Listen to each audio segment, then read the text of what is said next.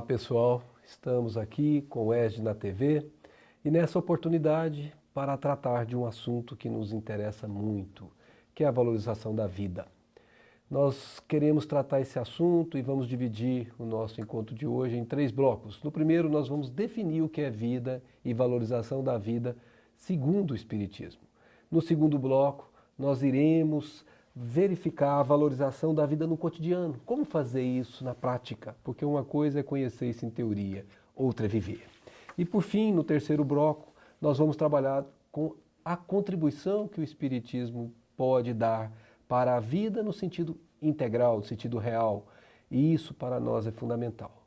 E para hoje nós temos aqui como convidado o nosso amigo Carlos Campetti, que dispensa comentários, que está aqui hoje para nos auxiliar nesse assunto, tanto quanto o nosso amigo Luciano, que é membro do ESD, que trabalha junto com as equipes como facilitador no ESD, na mediunidade, e também a Ana, que também é uma das nossas colaboradoras no ESD. Então vamos, nesse momento, iniciar com uma pergunta muito fundamental no nosso entendimento, Carlos, que nós te pediríamos a ajuda para que nós compreendamos. Vida. O que é vida? Se a gente perguntar para um biólogo, ele vai dizer uma determinada definição. Se perguntar para um psiquiatra, ele vai dar outra definição. Para um físico quântico, ele vai dar outra. Carlos, o que é vida à luz da doutrina espírita? O Espiritismo nos esclarece que vida é uma criação de Deus e que Ele nos proporciona a todos nós e que a vida, nesse sentido, ela tem um aspecto que muitas vezes não é considerado e que Jesus nos chamou a atenção para ele. Quando ele esteve junto de nós, Max, Jesus, num dado momento, ele disse assim, aquele que quiser salvar a vida, perdê-la, mas aquele que renunciar à vida por amor de mim, salvá-la-á, ganhá-la-á. Então aí nós vamos ter o entendimento do que Jesus nos apresentava diante da lei divina, do significado da vida, não é? A gente fica numa dúvida, com o que Jesus está falando, afinal de contas? Para ganhar eu tenho que perder a vida? Quando o indivíduo está aqui encarnado, não é, vivendo no mundo da matéria, e se dedica exclusivamente aos aspectos da matéria, então esse indivíduo está simplesmente, do ponto de vista espiritual, perdendo a vida. Porque está vivendo somente para os interesses no campo da matéria. E nós somos uma criação divina e conforme está inclusive registrado na Bíblia, fomos criados à imagem e semelhança do Pai, que é Deus, e não foi em aspecto físico. Porque Jesus disse à mulher samaritana que Deus é espírito. E Allan Kardec encontra na resposta dos espíritos superiores que Deus é a inteligência suprema, a causa primária de todas as coisas. E quando vai perguntar, já na questão 23, o que é o espírito, aí vai dizer que é o princípio inteligente do universo. Então a nossa semelhança com Deus é justamente nesse aspecto da inteligência. Ele nos criou como espíritos. Aí é onde está a semelhança. Então, vida para o espiritismo é a realidade espiritual. O mergulho no campo da matéria é necessário justamente para que nós aprendamos a nos desprender da matéria, para valorizar a vida real, que é a vida do espírito. Então nós temos vida espiritual e vida corporal. Com toda certeza. Isso fica muito claro, né, naquilo que Jesus coloca. Marcos registra isso, né, no capítulo 8. Os outros evangelistas também falam do assunto. E Jesus chega a colocar, pois que vale ao homem ganhar o mundo inteiro e perder a sua vida? Quantas pessoas trabalham para amontoar coisas, hein, Carlos? Isso aí. E às vezes a gente se entrega a isso, né? Nós nos descuidamos e conhecendo essa realidade e amontoamos coisas ao longo do tempo. Não é, Luciano? Com certeza. E aí você me fez lembrar de uma frase também evangélica, né? De um capítulo, tá no Evangelho segundo o Espiritismo, né? Que é aquele do olhar os lírios do campo, né? Que eles, olhar os lírios do campo e as aves do céu, que não tecem nem fiam. Nem tanto, nem Salomão em toda a sua riqueza se vestiu tão bem quanto eles, né? Então, que vale a gente... para quê, né? Não andeis preocupados com o dia de amanhã, né? Porque a cada dia basta o seu mal. Então, vamos procurar as coisas do Espírito, né? A matéria, Deus não vai deixar que as coisas necessárias na nossa vida vá faltar. Então, vamos procurar nos voltar para Deus, né? Isso. Que as outras coisas vão ser acrescentadas. E aproveitando o comentário do Luciano, a gente vê também no Evangelho segundo o Espiritismo que fala-se sobre bons valores a serem cultivados em relação ao corpo físico e ao espírito. O que a gente pode dizer uma pessoa, dentro da ótica espírita, como ela pode valorizar a vida no seu dia a dia, Carlos? Muito bom, Ana. E nos ajuda a complementar no raciocínio que a gente vinha desenvolvendo. Quando a gente fala da valorização da vida, da realidade espiritual, não significa que nós vamos menosprezar a oportunidade da vida no campo físico. É ter a justa dimensão. Porque a organização física é a máquina mais perfeita que a gente recebeu, não é? Para utilizar. E ela merece a nossa atenção, o nosso respeito, inclusive. E a organização física demanda de nós cuidados, não é? Higiene, o exercício necessário para que ela se mantenha com as suas funções ativas, não é? Para que não haja prejuízos. E os cuidados que a gente tem que ter com a alimentação e tudo isso. E também a vida no campo material, ela demanda os esforços da gente. A gente precisa ganhar o alimento do corpo para que o corpo esteja saudável. É necessário trabalhar para isso. No entanto, a grande problemática é quando o indivíduo ignora a sua realidade, a sua essência, que é espiritual, e vive só em função da vida material.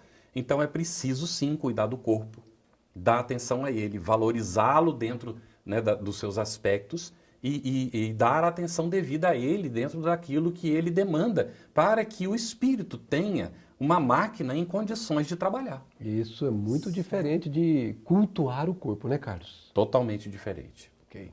Certo. E me fez...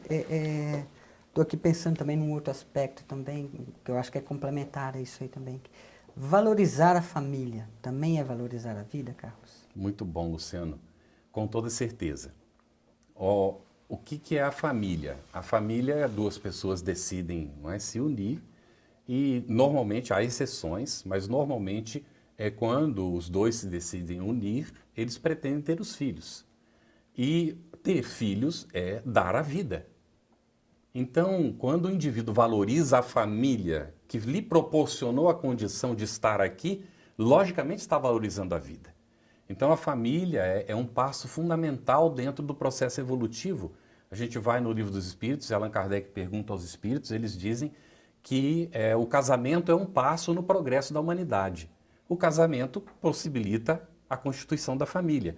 Então, valorizar a família é, com toda certeza, valorizar a vida. Sem dúvida. Então, estar no lar, poder compartilhar com os membros deste lar, é viver, né, Carlos? Com toda certeza. Viver intensamente, porque nessa convivência muitos reajustes são feitos, muitos aprendizados novos são conquistados, enfim, o espírito evolui, né, Carlos? Com certeza. Principalmente, Max, se a família cultiva a convivência, não é? Hoje em dia, com tantas demandas, às vezes o pai trabalhando fora, a mãe trabalhando fora, não é, Luciano? Isso. E aquela luta, os filhos, desde pequenininhos, são colocados em muitas atividades, não é?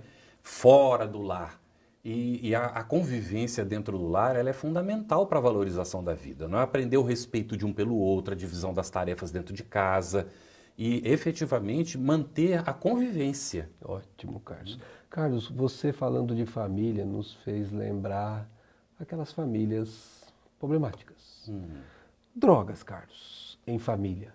Pode ser o resultado de uma família desestruturada espiritualmente por falta de valorização da vida? Infelizmente, essas situações acontecem, não é, Max? Às vezes nós temos situações de jovens que buscam a droga e os pais fazem uma luta, não é, para recuperá-los, para que eles deixem. Mas existem situações em que os próprios pais, eles cultivam a droga dentro do lar. E é efetivamente uma problemática muito séria, porque a droga induz ao suicídio. Qualquer tipo de droga, ela é prejudicial, não é? Mesmo a droga lícita, quando se diz droga lícita, se depende do médico para passar a prescrição, dosagem, essa coisa toda, porque ela traz risco também, não é? Então, a droga considerada ilícita e que é tomada a decisão, o indivíduo, ele está se, em princípio, automedicando, porque se ele utiliza em proporções que ele tem necessidade, não é? pode ser um remédio, mas na maior parte das vezes o indivíduo não sabe o que ele está fazendo com a própria organização, está induzindo um suicídio, está desvalorizando a família com certeza. E Carlos, nesse caso, você está nos levando a concluir que a droga é uma maneira da criatura buscar se preencher porque algo está faltando. Você Com concorda? toda certeza. O que é esse algo que está faltando, Carlos? Olha, muitas vezes está faltando uma coisa chamada dignidade. Ou seja, a pessoa valorizar a si mesma e compreender que ela não tem necessidade de subterfúgio para existir. Isso. Porque é uma espécie de fuga de si mesmo. Por mais que se doure a pílula e tal, mas psicologicamente, no fundo da questão, mesmo não sendo psicólogo, nós podemos, não é, chegar à conclusão. Há uma fuga. Então, encarar a situação, não é? Se conhecer, saber que nós temos defeitos, problemas, dificuldades, mas que nós somos seres humanos dignos e que podemos construir a nossa vida de uma maneira muito diferente, sem essas dependências que nos levam, não é, a situações de desequilíbrio. Exato. E nós podemos dizer também, né, Carlos, se você concorda, que essa carência, ela pode ser suprida numa religião, não pode, Carlos? Pode. Então, Não é o único caminho, não é? O amor em família, a convivência fraterna, a construção de respeito de um pelo outro, não é? O diálogo dentro da família, e a religião pode ajudar muitíssimo, lógico que sim. sem dúvida. Nós estamos caminhando para o encerramento desse bloco e vamos voltar a esse assunto no segundo bloco porque ele é por demais interessante e nós precisamos melhor conhecer sobre ele. Fique conosco.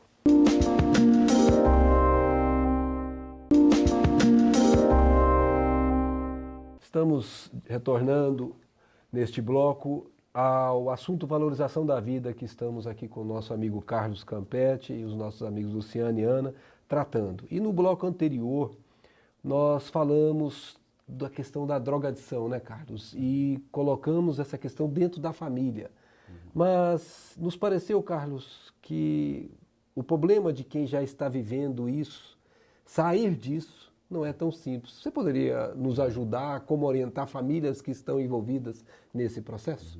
Não é simples. Uma vez que a gente está falando da valorização da vida, não é? Nós precisamos considerar que há maior qualidade de vida quando nós não temos dependência da droga.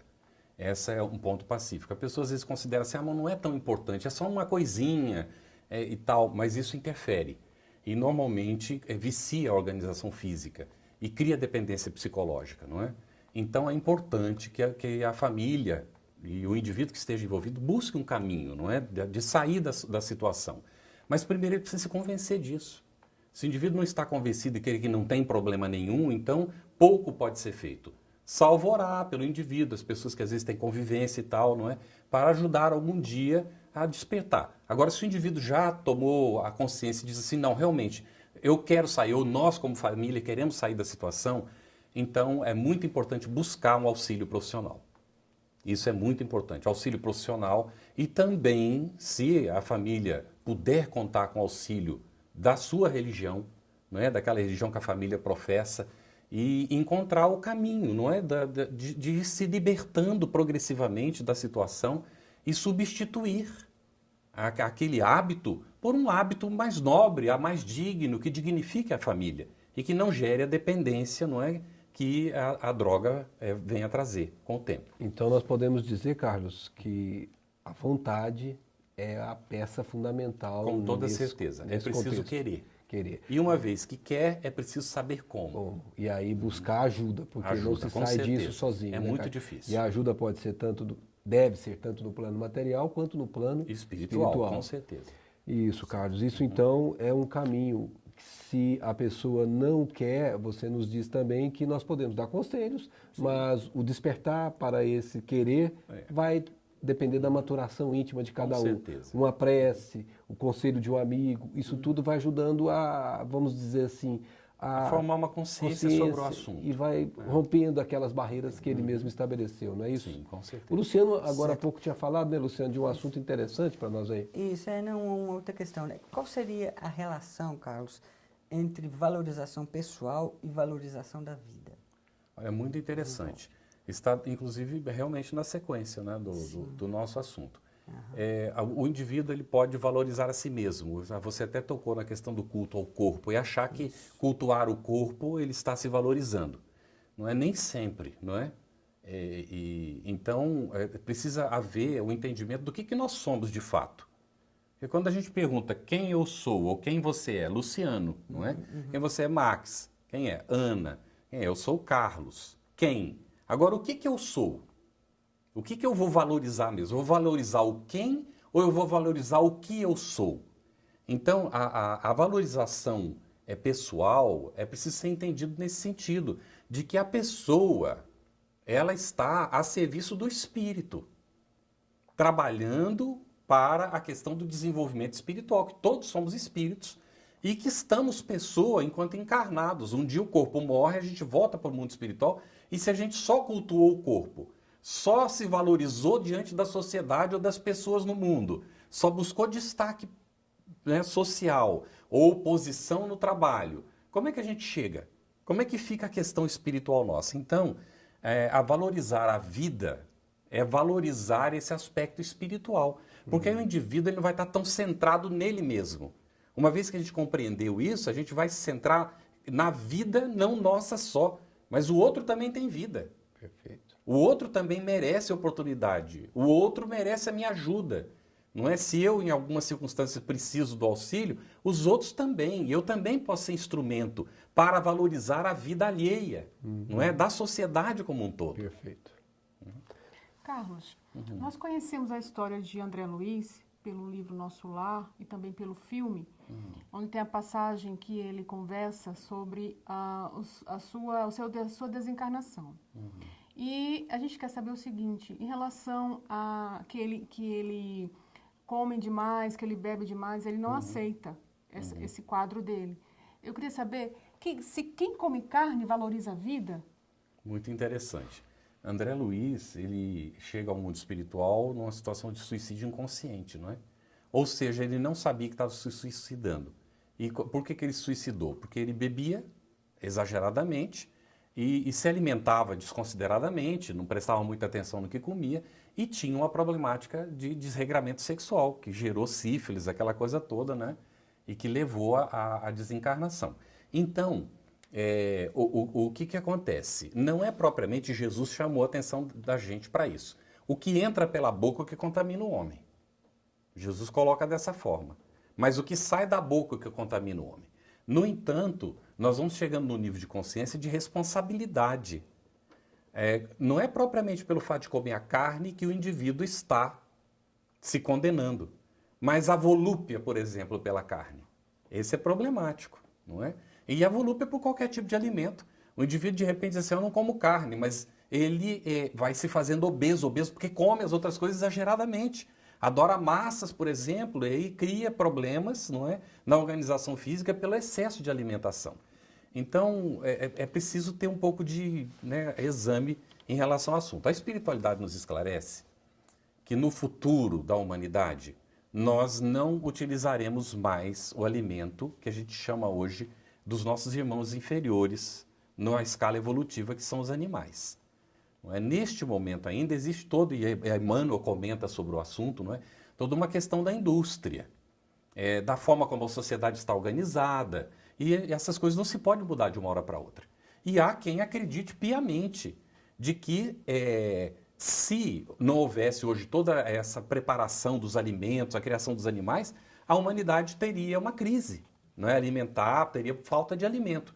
Se fataria ou não, isso é uma questão realmente de examinar isso com mais profundidade, porque se você deixa de cultivar tanto animal, mas você cultiva, não é, outros tipos de alimento, você vai ter. Progressivamente você pode substituir, mas é preciso ter consciência em relação ao assunto. Isso. E no âmbito pessoal, né, Carlos, os espíritos Sim. na questão 703 nos deram a dica, né? Quando foi perguntado a eles sobre esse negócio de comer carne ou não comer carne, Sim. eles disseram bem que o espírito tem que se alimentar. Conforme disseram eles, reclame sua organização. Para uns, Isso. a necessidade da carne pode ser mais forte, para outros não. E cada um sabe do seu mundo íntimo, né, Carlos? Exatamente. Mas o importante é o que você falou, né? Vamos cuidar da volúpia de comer Exatamente. carne ou qualquer outro alimento, né? Muita atenção e acompanhar a evolução, não é? Sem Porque dúvida. chegará um momento em que nós teremos uma alimentação muito mais frugal do que a gente tem hoje. Hoje já é mais frugal do que foi antigamente, quando a gente trabalhava com mais coisas mais pesadas, não é? Que demandavam mais energia. Então isso vai mudando com o tempo. No Evangelho segundo o Espiritismo tem uma frase interessantíssima que diz: a felicidade não é deste mundo. Não é? A gente diz assim, ainda não é deste mundo, não é?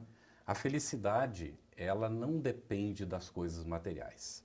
A gente aprende com o Espiritismo que quando o indivíduo não tem dentro de si as razões para a felicidade, fora ele não encontrará essas razões. A felicidade, ela só é possível no nosso estágio evolutivo, no bem que a gente realiza para o nosso semelhante. Portanto, não depende de quantidade de coisas, não depende de quantidade de amizades que a gente tenha. O que pode influenciar é a substância das amizades que a gente tem, isso sim, não é? As verdadeiras amizades podem interferir com a nossa felicidade, mas o fato de um amigo não se comportar ou não agir conforme a nossa expectativa, isso não significa que a gente vai ser infeliz por isso, não é? Porque o amigo tem direito de ser como ele é. A verdadeira amizade reconhece isso. Então, nós vamos observando que não depende dessas coisas exteriores a felicidade de maneira nenhuma. Então, Carlos, você me fez remeter àquela exortação de Jesus quando ele diz sobre viver, né, na questão da porta estreita, né? Entrai pela porta estreita, porque larga é a porta, espaçoso o caminho que conduz, ele usa a expressão, à perdição. E porque estreita é a porta, apertado o caminho que conduz à vida, poucos há que o encontrem. É nesse sentido, né? As pessoas têm buscado tanto esses preenchimentos materiais que correspondem à porta larga, e você falou de ceder de si para o outro, né? E isso às vezes é porta estreita, né, Carlos? Quando nós devemos não dar tanta atenção a essas coisas do mundo prático da vida física, né? Isso. É utilizar, não é? Mas não abusar, né, Max? Isso é o recurso. Uma expressão que eu tenho ouvido, viver no mundo sem ser mudando, né, Carlos? É isso mesmo. Carlos, e uma pessoa que sofreu algum tipo de tragédia, como é que ele pode continuar vivendo de forma como você tem expressado? Valorizar a vida quando a gente tem uma dificuldade que, né, nos causou algum transtorno, pode ser difícil para a pessoa. Depende da maneira como a pessoa se posiciona.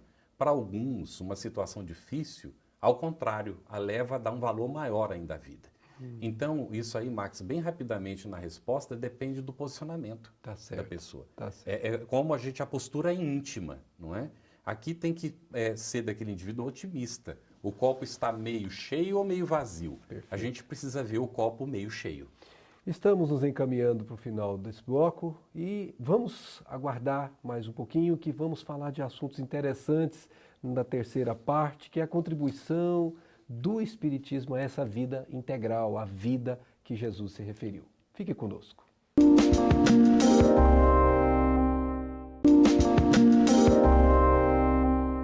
Estamos novamente com o tema Valorização da Vida no ESD na TV e neste bloco nós vamos comentar com o nosso amigo Carlos a contribuição do Espiritismo para a vida verdadeira, a vida integral, como ele nos definiu anteriormente. E agora há pouco nós conversávamos com a Ana, e Ana tem uma pergunta sobre esse assunto, né, Ana? Sim, Max.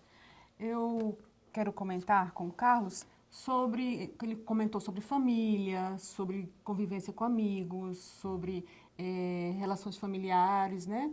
Laços familiares. Eu quero saber de você, Carlos, como valorizar a vida é uma questão de querer ou de saber? Olha, as duas coisas, não é? Mas muitas vezes não basta querer. O querer deve nos levar a um esforço de aprender. Então, na convivência familiar que a gente citou, muitas vezes nós temos dificuldades, né? Há desentendimentos, são naturais, há problemas na educação dos filhos, isso é natural, faz parte do processo. Então, quando o indivíduo quer solucionar, e ele tem o apoio do outro familiar que também quer solucionar, essa vontade vai levá-los a buscar o como solucionar as dificuldades.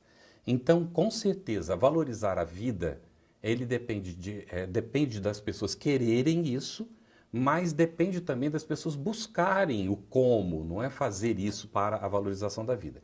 Uma das coisas que é fundamental é efetivamente a valorização da família, a convivência em família, aproveitar mais o tempo juntos, não é? Estar mais tempo juntos e ter maior qualidade nesse tempo juntos. E não gastar tanto tempo diante da televisão, por exemplo, com programas que não acrescentam nada para a família. Então, muitas vezes é um que quer, o outro é que gosta daquele programa e a família, um ou outro, renuncia a um diálogo, por exemplo, a uma convivência maior, que ao final acaba sendo entediante essa convivência, porque ela não tem substância. Então, é buscar dar substância às coisas, não é? A própria convivência da gente. E esse contato maior com os seus familiares, o diálogo, essa questão realmente muito, muito contemporânea sobre a relação do homem com a televisão, onde é que você pode incluir aí na valorização da vida sobre arte, cultura, lazer? Olha, é muito interessante o que a gente tem observado. Não havia até algum tempo canais que tratassem de certos temas, como geografia, como história, como o mundo em si, não é? A vida animal, que tem ganhado um certo destaque. Isso é um bom sinal, não é? Porque as pessoas não ficam mais apenas presas a certas histórias, não é? Que são vazias, que não acrescentam nada, mas estão buscando algo mais palpável, relacionado com a própria história, com a própria vida, e aquilo que a gente pode fazer, dar de contribuição para o bem comum, não é? Isso é valorizar a vida. E os jovens já vêm com né, um sentido de busca, né, dessa valorização em termos desses assuntos que antigamente não tinham tanto destaque no meio televisivo, por exemplo, não é? E que hoje já vai ganhando algum destaque. Então estamos aprendendo a viver, né?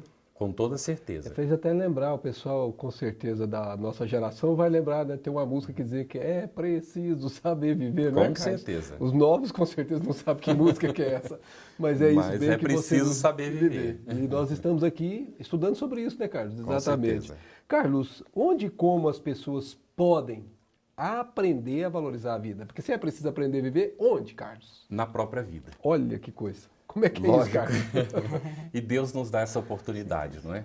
Então, na medida em que nós vamos fazendo algum exercício de elucubração mental, de exame daquilo que a gente considera como sendo a nossa vida, ou daquilo que a gente vive no nosso dia a dia, procurando uma melhoria de qualidade disso, eu dou um exemplo aqui.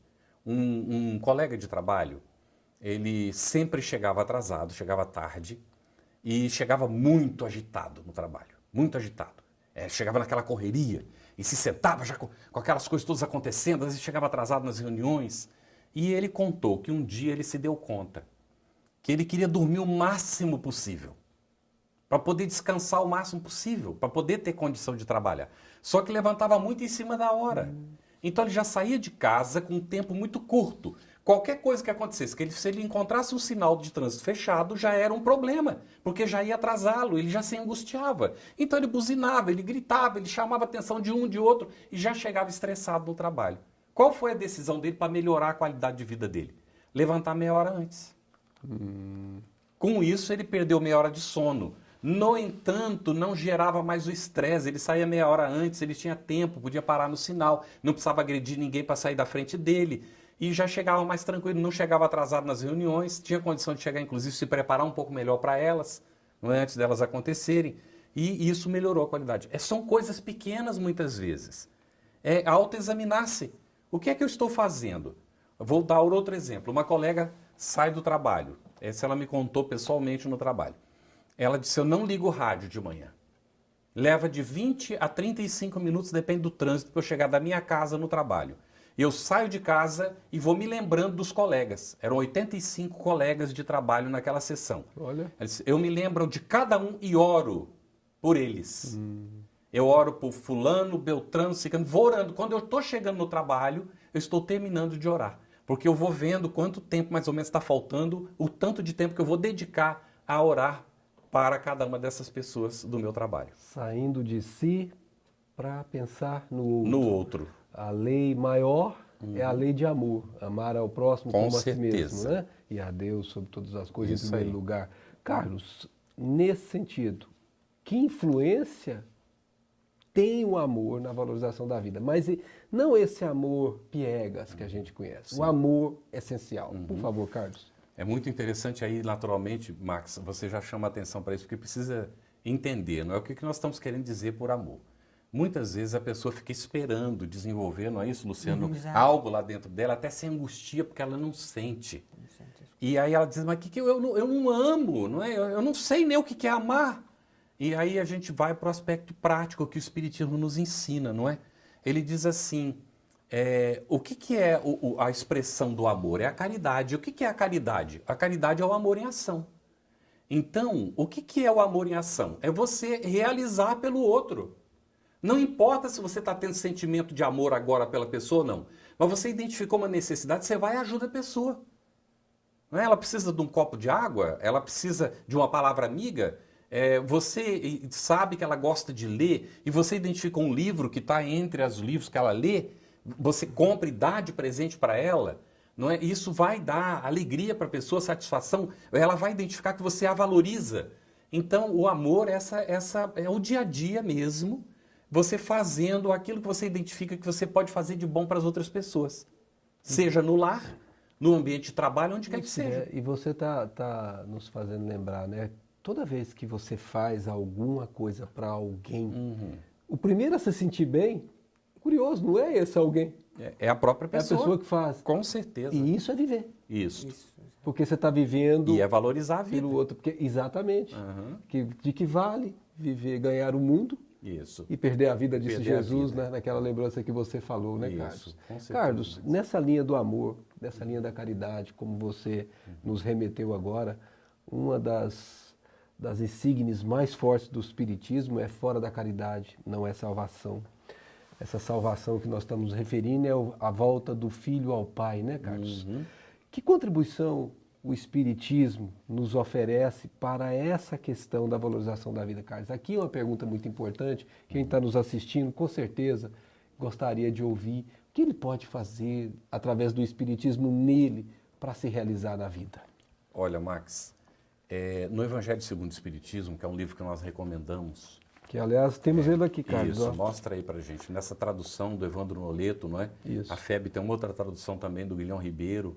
Então, o Evangelho segundo o Espiritismo, ele contribui muito, ajuda muito. Aí dentro tem uma lição que diz assim, o primeiro dever da criatura ao despertar é agradecer a Deus pela bênção da vida. Então, o primeiro dever nosso é agradecer pela bênção da vida. Agradecer pela noite de sono, pelo amparo que teve, pela assistência espiritual, porque nós sabemos que ao dormir, o que dorme é o corpo. O espírito, ele se desprende e vai ao encontro dos seus interesses. Então, aí nós nos remetemos, levanta pela manhã, primeiro dever da criatura, agradecer a Deus pela bênção da vida. E qual é o último dever da criatura antes de ir dormir pela noite? Agradecer pelo dia e pedir a Deus o amparo para a noite de sono. Porque uma vez que vai se desprender, se o indivíduo se prepara bem, vai se encontrar com outros espíritos que têm interesse no bem, que querem o nosso progresso, e não estar aí a doidivanas indo para qualquer lugar sem nem saber para onde.